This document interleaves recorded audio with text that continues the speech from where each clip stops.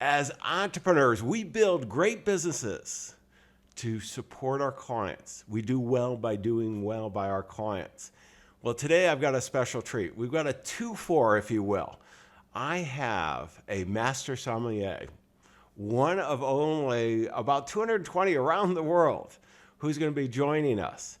And he's going to share with us a story of one of the most successful wine families out there, the 9th largest winery, and some great entrepreneurial lessons. But at the same time, he's going to tell us how we can enjoy life even more. I'm John Bowen. We're at AES Nation. Stay tuned. You do not want to miss this episode. Ordinary success? No way. You want amazing, remarkable, exceptional breakthroughs. Dig deep, think bold, drive hard, watch yourself soar beyond your dreams. AESNation.com. Larry O'Brien, I am so excited to have you here. I had the good fortune to be at my golf club, Cordoval, here in Silicon Valley, and went to a wine dinner, and you were there, and you were leading the charge on a great wine, Kendall Jackson, and we had a super evening, and I said, would you join and share all those insights? So you're here. Thank you very much for joining us.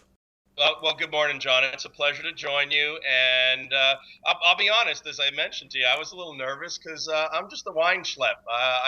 I'm the national evangelist for a very successful brand, Kendall Jackson. But entrepreneur, I wasn't so sure. But as we discussed the interview a little more, I felt more and more comfortable. And I hope I can provide some insight for you and your subscribers. Well, and one of the things that we do is we talk, we're very much about entrepreneurs and building great solutions, products, and the Jackson family wineries has, a number of labels, and as the 9th largest winery really in the world. I mean, it's a pretty amazing entrepreneurial story, and Jess Jackson, who started it, has a very interesting story, and you shared it with us, that evening. And unfortunately, Jess isn't available.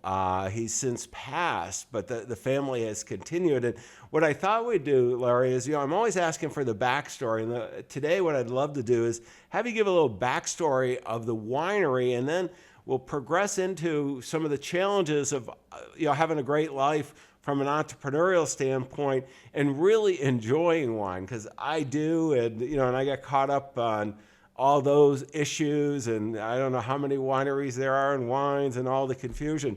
But let's go and maybe share, as the evangelist for Kendall Jackson, a little of the backstory of how this all happened, because it's an unlikely event, certainly to not only be a successful winery, but to be a part of the family that, building the 9th largest winery in the world. Yeah, there's no doubt that the entrepreneurial story of Jess Jackson and his wife, Barbara Banke, because they're inseparable. Without Barbara Banke, Jess doesn't build this amazing empire. And it is an empire. We are the 9th largest wine company in the United States by volume. Internationally, I got to imagine we're certainly in the top 20. And Jess came to wine avocationally. It wasn't until 1975. He had been a successful lawyer in San Francisco for many years. And as a midlife crisis, Jess got interested in vineyards. It wasn't a little red Corvette or a motorcycle that caught his attention as he approached his 50s. It was getting back to the land. His mother's side, his father's side, they had farmed. In addition to many other vocational pursuits, Colorado, New Mexico agriculture was a big part of Jess's background. And in 75, he decided that he was going to buy a little bit of land up in Lake County, California, hardly the epicenter of wine grape growing in California. But in 1975, after he bought a little land, he cleared the land, planted some Chardonnay, and for the next 7 years, he was off on this sort of weekend warrior agricultural pursuit. Well, Larry, let me just stop you for a quick second. In 1975, that was a few years ago. What was the wine industry in California like? Because that's not known as the wine region, but I'm not even thinking Napa was that well known as the wine No, region in '75. you're absolutely correct. I'll describe the wine scene in 1975 as half carafe, full carafe, Burgundy, Chablis, and Rosé. That was kind of your choices. So I don't know that Jess really understood even at that point what he had embarked upon. This was just to get out of San Francisco, to find a quality of life, to get his daughters familiar with something beyond the daughters of privilege of a San Francisco lawyer. So his two daughters at that point, Jennifer and Laura, and his wife, Jane Kendall. Jess had been married 2 times, and Jane Kendall was with Jess for the first half of his life, and Barbara Banke joined Jess in the second half of his life, and really in that entrepreneurial phase beginning around 1985. But the whole wine thing for Jess was basically get back to the land, kind of center his chi, if you would. I'm not all that Asian and philosophical, but that's clearly what he was attempting to do, was to get back to the land. But after some challenges, because you just alluded to it, we weren't a wine consuming nation in 1975. We were a beer drinking, spirits drinking, Coca-Cola drinking nation. And even in 1982, Jess was forced to take his grapes and make wine. Up until that point, from 75 to 82, he had only been a grape grower and selling his fruit to a local winery, Fetzer, that was just on the other side of the county line over in Mendocino. And Barney Fetzer became a buddy, and they Jess grew the grapes and Barney bought the grapes, and everything was fine until 1982, when a glut of fruit in the California marketplace forced Jess to become the unintentional winemaker in 1982. And those first steps were very, very fraught with peril. Well, let's go to '82, Larry. Was there a lot of grapes that had just grown, and the vineyards had taken off, and the wineries hadn't caught up in the demand, or was demand? Okay, simply wasn't there. I mean, again, you have to remember it's 1982. White Zinfandel, which was the wine that launched us down a wine-consuming path in the U.S. We did not become a wine-drinking nation until just about, I would call it 10 years ago, about one generation ago. So from 1982 until the current day, we go from, well, we drink a little bit of wine. Now we drink as much wine as nearly any other beverage alcohol available. We are the largest consumer of wine in the world as a nation. Now, our per capita consumption, we lag behind other old world European nations. But as a nation, we drink more wine than anybody else. And I think a huge part of Jess's success was, whether he realized it or not, was the fact that White Zinfandel would put us on that path. Jess never pursued that White Zinfandel approach. He pursued the Chardonnay approach. He was the first well-known producer of Chardonnay in California, and that all started in 1982 when, because of an excess of fruit and a dearth of demand, we ended up with too much fruit, and Jess had to turn that crop into cash, or that land starts to lose its viability. So he turned the crop into cash, but there was a lot of mistakes made along. Well, so did he? Was that the start of the winery at that point? He decided yes, 1982 was our first vintage. Okay. We made about 16,000 cases of wine at that point. And so not only was he challenged to turn grapes into wine, something he had never even envisioned doing, he had to go out and sell 16,000 cases of wine in 1983. So, okay, how do you get grapes to wine, and then how do you turn wine into cash? And he accomplished both those things within about an 18-month period. Well, let's just stop for a second. Like every business, the wine business is a business, and I am in the Central Coast area, the south end of Silicon Valley, as you know, Larry, and we've got a lot of family wineries. I've got an acre of Merlot, and I have more respect since I got an acre of Merlot on how hard the business is. And I have had many friends who have made money elsewhere and got into the wine business. And it's one of those typical businesses where, the way to make a small fortune in the business is to start with a large, or there's two happy moments when you start and when you sell it. Yeah. How did Jess? I mean, this is got, he was early on this. And 16,000 cases is a significant, boutique winery, but it didn't send the single of a Kendall Jackson Chardonnay, which I think they're up over 16,000 cases now. Just a little bit. Yeah, in my grocery store, probably that many. But so how did that, I mean, how as an entrepreneur, I mean, boy, this is where so many of us think, all these brands, they're built on, just some brilliance and a great strategic plan and everything. But, that one of the best ways is crisis. You got the fruit's going to spoil. Nobody's buying it. I got to do something with it. So how did that go from the grower to really vintner winery to one of the world leaders? It happened with such immediacy and urgency. You're absolutely correct. Necessity is the mother of all invention. He either turned that crop into wine quickly, or again, he begins to risk the viability of this land investment he made in Lake County. And the early steps were not successful. He crushed that fruit in 1982. Fermentation got stuck, and he really didn't know how to unstick it, meaning the yeast converts sugar into alcohol through its metabolism, all the technical stuff, but the yeast didn't do their job. So he had to call in a couple experts. They helped him out. They told him what they were going to do. It was a bit of a complicated process, but he was able to achieve at the end of 1982 a really nice glass of wine that he went out the next year and sold. And I think that's when the entrepreneurial bug really bit him. He saw, wow, I've got something here. And there's a lot of familial things that take place, some internal family things. His wife of over 20 years, Jane Kendall, and he really begin to separate at that point, because Jess wanted to pursue this completely, intently.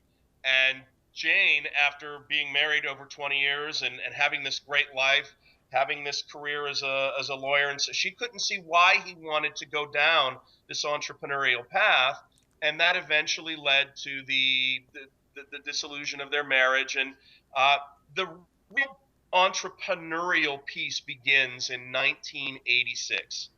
Jess had recently been divorced, had recently remarried a woman named Barbara Banke, a lawyer like himself, a real estate specialist like himself, somebody with a risk for appetite like himself. And the first serious marker on their path to building this vineyard empire was 1986, when, with very little capital, because all the capital that the wine company had been generating was flowing right back into the business. Chardonnay went from, what's Chardonnay in 1982, to by 1985-86, white Zinfandel is established, and the next thing on everybody's checklist is, well, I've had white Zin, and I'm supposed to be sophisticated, so sophisticated wine drinkers drink Chardonnay, so what's the Chardonnay I'm supposed to drink? And Jess Jackson was there with Kendall Jackson Chardonnay. But the secret to the success of his Chardonnay was a vineyard in Santa Maria Valley, Santa Barbara County. This was from the very beginning, back in 1982. I didn't get into the details, but that was the real lightning in the bottle. And if he didn't capture that lightning in the bottle, own that lightning in the bottle, he risked losing the quality that was really the heart of his success. So he risked everything, and I mean everything, to purchase this $12 million vineyard of some 1,500 acres in the Santa Maria Valley to ensure continuity of fruit source, because at the end of the day, wine quality is predicated on one simple issue.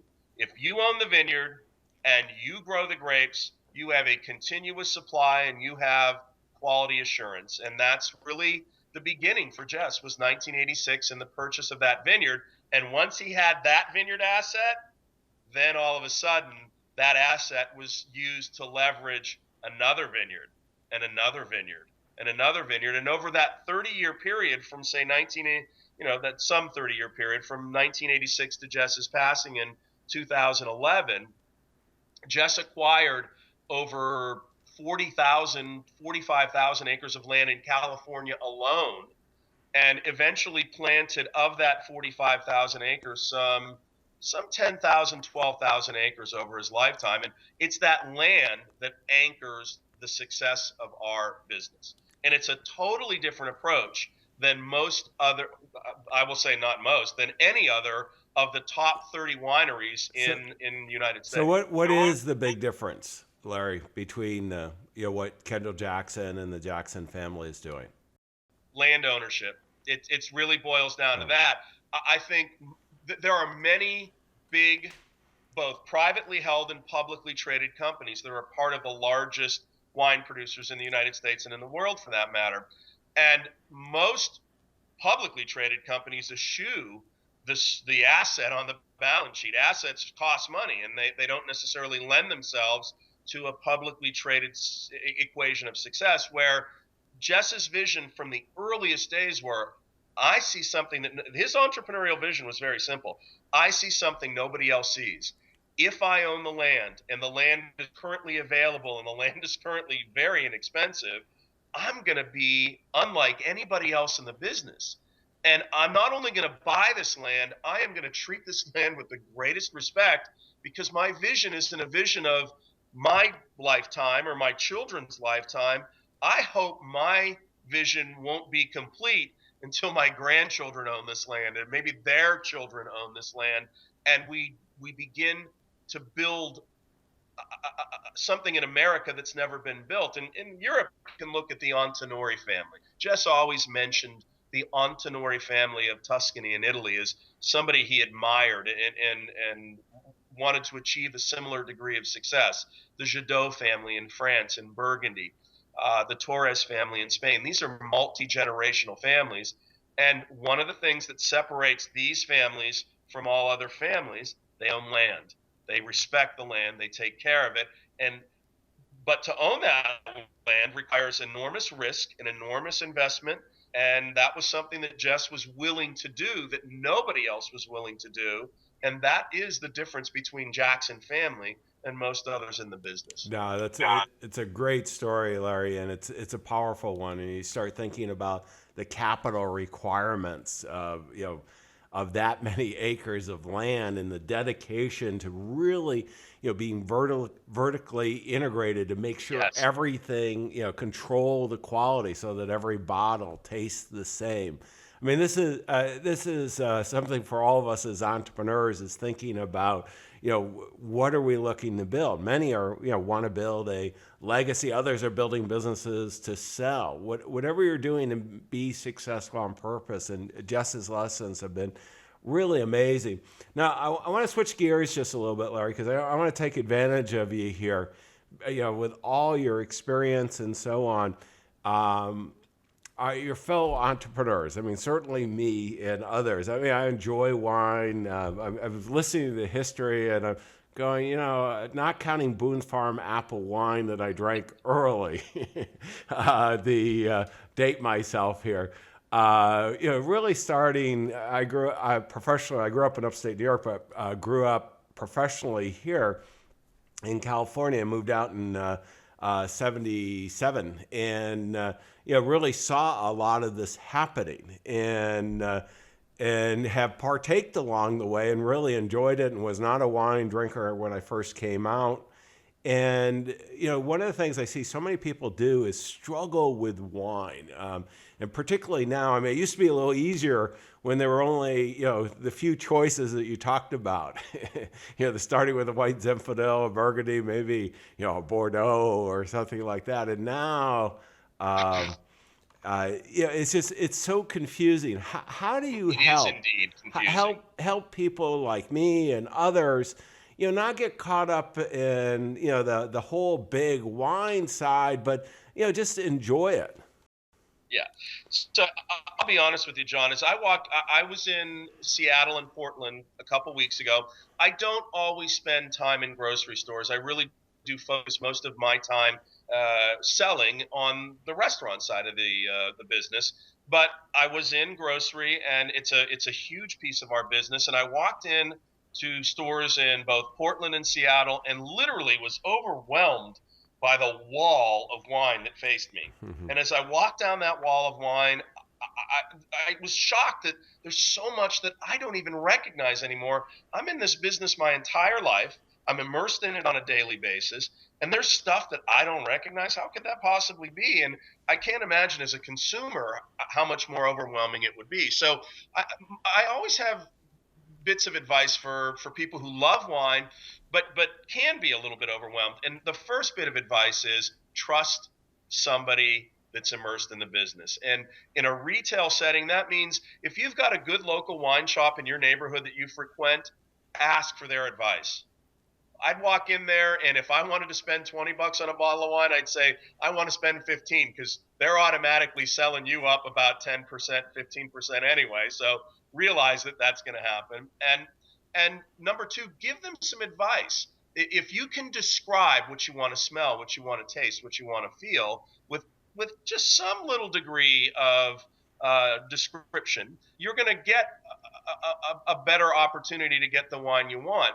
And if you don't, then at least you can go back to that retail assistants and say, hey, look, I didn't like that. There was a little too much oak. I don't like all that vanilla and smoke and toast. I like a wine that's a little bit more bright and fresh and fruity. Just those two little bits of advice. Vanilla smoke toast means oak, and I don't like oak. I want something that's clean, fresh, and fruity. That would give a retail salesperson all the input they would need to get you something that you're going to enjoy. And the more exchange you have with that person on the aisle, the more accurate their response is going to be. In a restaurant setting, trust the sommelier. Again, have some input. Know what, I normally like this wine, and I like it because, well, it's soft and it's easy to drink. Or I like it because it's got lots of chew and pucker inside my cheek. Don't ever be embarrassed in describing aromas, flavors, and textures, because the more you describe, the better off you are. And never believe for a minute that you have to spend lots of money to get a good bottle of wine. Now, the other side of that equation is that I can get a great bottle of wine for 10 bucks. I have some bad news for you folks. There's not a lot of great wine for 10 bucks. There's good wine, but when I describe good and great means I've got more depth and concentration to aroma, flavor, texture. I've got a sense of place emerging in a great bottle of wine. And that normally isn't going to occur until you're using fruit sources from vineyards that cost more than would be found in a bottle of wine that's, say, $5 to $9.99, something along those lines. No, this is great advice here, Larry. I'm thinking of particularly at Cordoval. I love the sommelier. I would really had a great relationship, or have a great relationship, and I like to try new things because I wouldn't take the risk without the guidance, and you can just share what you like and the range you want to spend, and I have that opportunity. And the same with we've got one local grocery store here that is not a chain. The people are just passionate about wine, and you go in. My wife, who doesn't drink, will go in and say, well, this is what we're thinking and what would be. And she even has fun buying it because they want to share their passion with you. It's not, I think sometimes we get caught up in the wine snobbery type thing, and the people who really enjoy wine, want to share it with people who are just discovering it.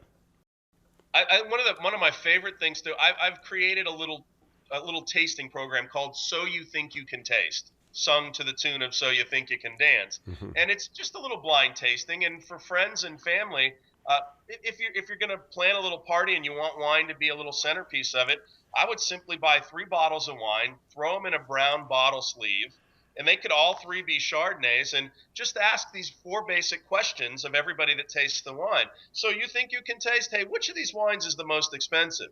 You have such a great palate, so you show me which of these wines is the most expensive, and I'll have my little Kendall Jackson Vintners Reserve Chardonnay that's about $12.99, $13.99 a bottle, and you can bring $30 bottles. this is the great thing about wine. It's subjective, and there's no such thing as a good, better, best proposition to an individual. There's just a subjective proposition. Do you like it or do you not? And so this little blind tasting is often a way to disarm everybody, make it lots of fun, and see if you can pick out, hey, which of these is most expensive? Which of these wines got the most critical acclaim? Did Robert Parker give this a 94-point review? Did the Wine Spectator give this a nice review? Or did all these wines get really bad reviews, but it's okay, you still like them anyway? Who cares what they think? Your opinion's much more important. Yeah, and I think one of the things you said at the dinner, I remember, loud and clear, trust your palate. And Yep. and this is, you like what you like. It's okay. Yeah, wine, like anything that you smell and taste and feel, is utterly subjective. So bourbon's all the rage these days. Like, bourbon has become the hotsy totsy. If you can get yourself some Pappy Van Winkle 23-year-old, you have achieved some status. And I was tasting it wasn't Pappy, it was a barrel proof bourbon called Elijah Craig that is supposed to be the cat's meow, right? The stuff. I couldn't drink it. It was overwhelming. Like, I don't want to smoke Cuban cigars. They're overwhelming. Give me a soft Dominicana and I'm very happy. And I don't necessarily need the Lafite Latour, to make a wine analogy. I'm happy, with the aromas and flavors and textures that I like. And I've explored those over a long period of time. That's my advice to any wine drinker. Explore, have fun, be adventurous, but don't necessarily feel like you have to meet the standard of the wine. No, no, no. The wine has to meet your standard of like or dislike. Well, one of the things I want to bring up, Larry, a tool that I like a lot, and have you comment on it, the Corvin. My wife doesn't drink. We have nobody else at the house other than when friends come over that drink. I do like a glass of wine with most meals, and I like having variety. I don't want to have one bottle and then have it not taste as good by the fourth day type thing. And it's a little argon gas hypodermic needle you put in, and the wine is supposedly good for years. I don't know that I've ever let a bottle go for years.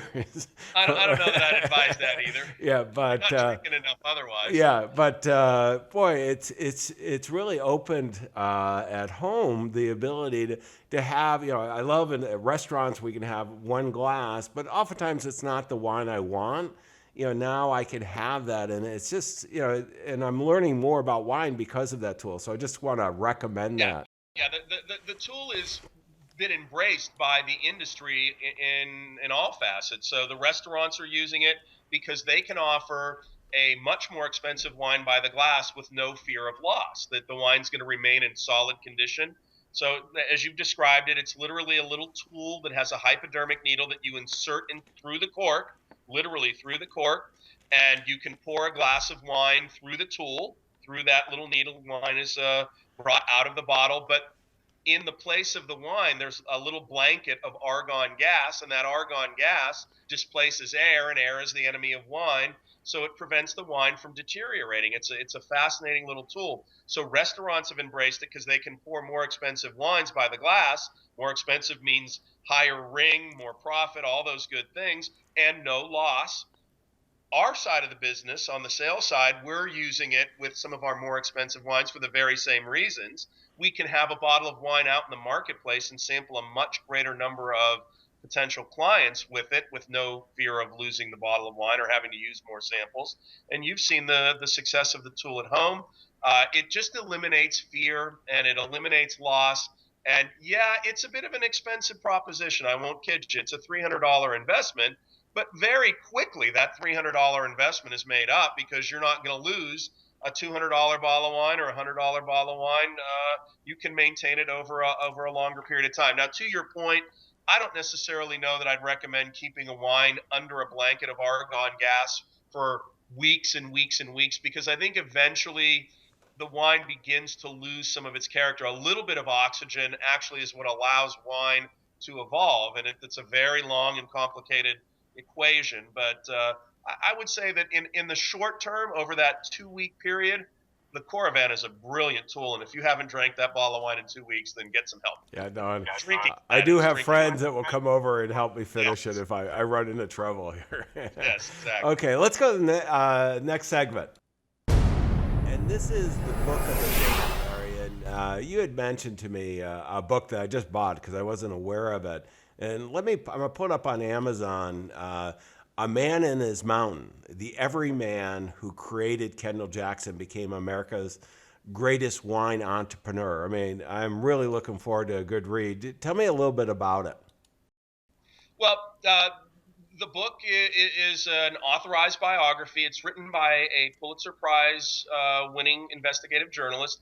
I always get confused on his last name, and you've got it pulled up there. I believe it's Edward Humes, Humes. And it is. Yes. Yeah. So Mr. Humes was literally invited into Jess's life for it had to have been a 2-year period.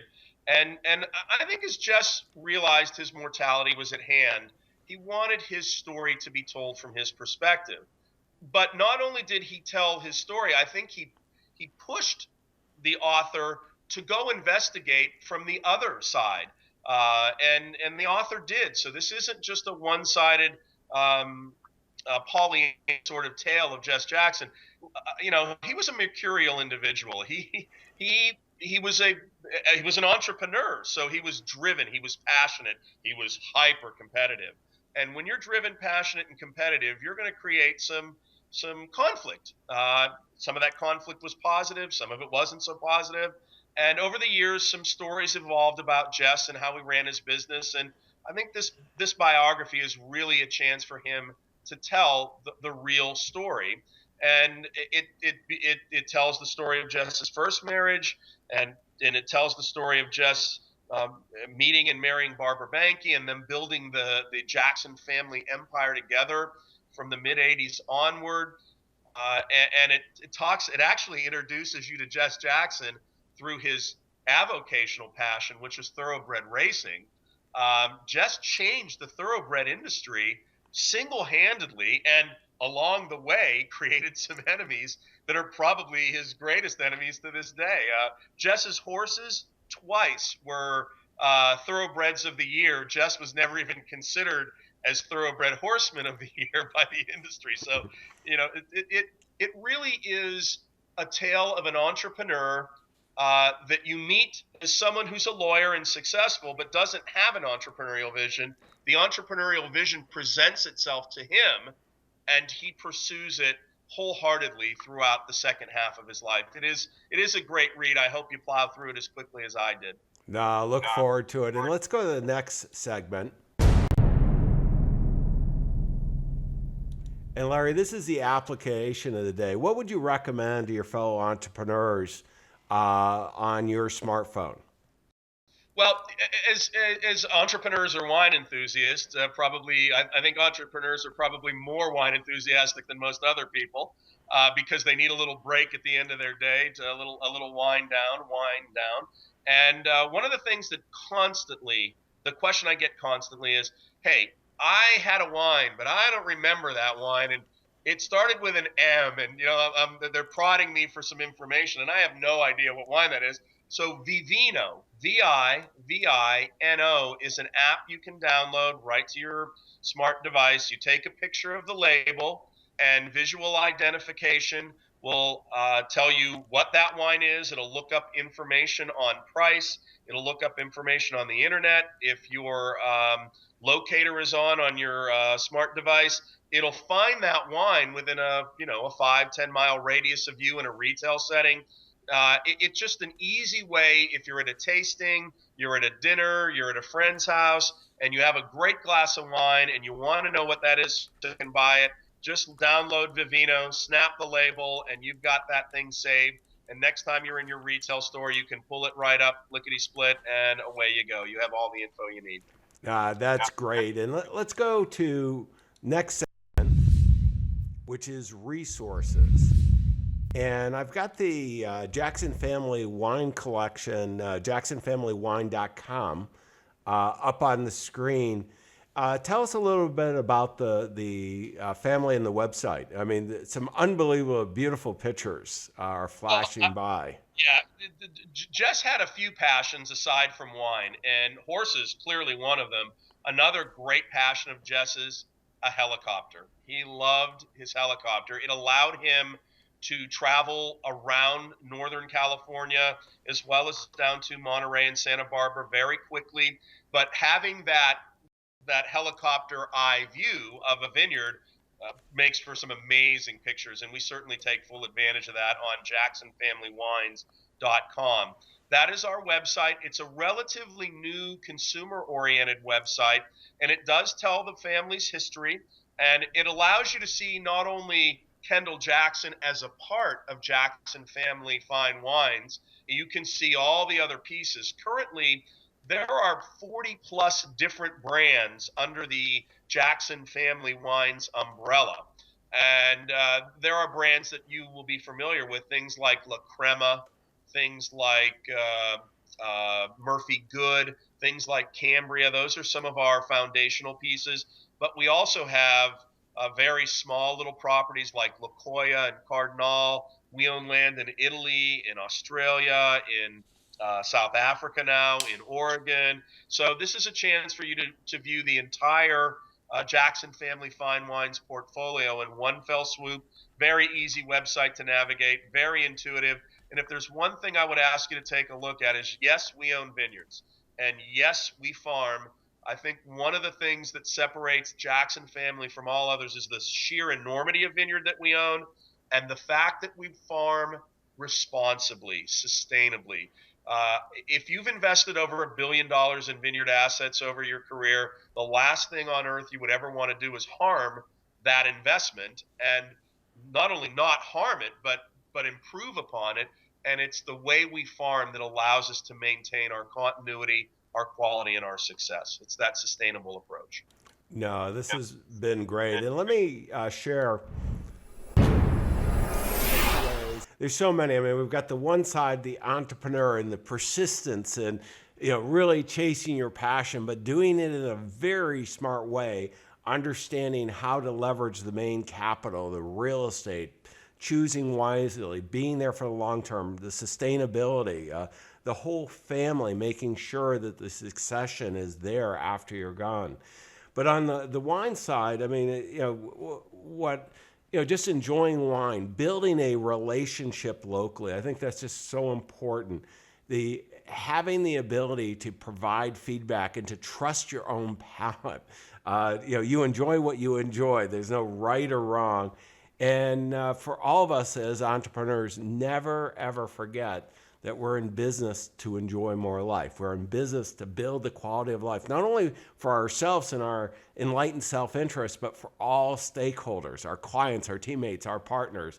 And certainly Jess and the whole organization has done that, Larry. So I want to thank you for joining us today. I want to remind everybody that you can go to aesnation.com and you'll see a transcript of our conversation, all the show notes, all the links that Larry and I've discussed during this. And you know what? Go out there and make a difference. Your clients, your future clients, they're all counting on you to build a great quality of life. We wish you the best of success. Exceptional, remarkable breakthroughs. aesnation.com